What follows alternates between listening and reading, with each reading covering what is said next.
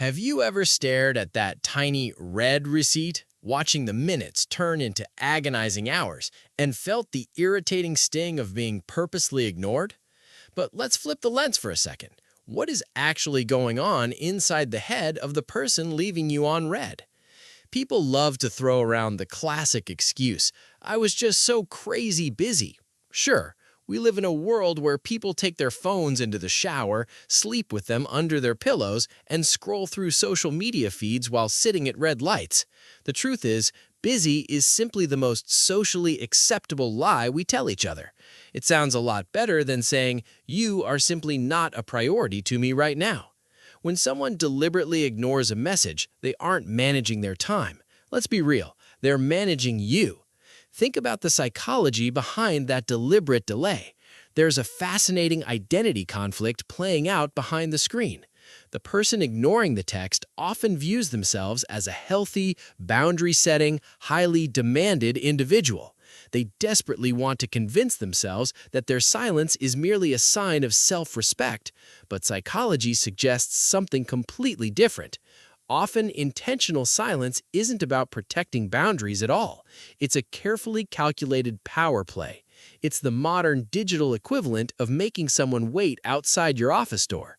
The person who controls the pace of the communication controls the entire dynamic of the relationship. It's a quiet, bloodless way of looking down and saying, "I hold all the cards here, and you are going to wait until I'm ready." Then there's the other side of the psychological coin. Not all silence is a power trip. Sometimes it's just pure emotional avoidance. People are utterly terrified of conflict. If a text message requires any emotional labor, making a tough decision, or facing an uncomfortable truth, the easiest route is to pretend the message doesn't exist. Out of sight, out of mind, right? They convince themselves they're simply keeping the peace, but in reality, they're just silently hoarding the tension. The grand irony is, the harder they try to avoid the drama by staying quiet, the more deafening that silence becomes to everyone else. As the old proverb warns us, silence is an answer too, and it's usually the loudest one in the room. So, we have the power trippers hoarding control and the conflict avoiders desperately running from their own shadows. Both camps are wearing the exact same cheap mask of being too busy. And if you're the one sitting there, constantly checking your notifications, watching the little ellipses bubble pop up and disappear, you're essentially participating in their little psychological theater. You are flawlessly playing the exact role they assigned to you, the waiter.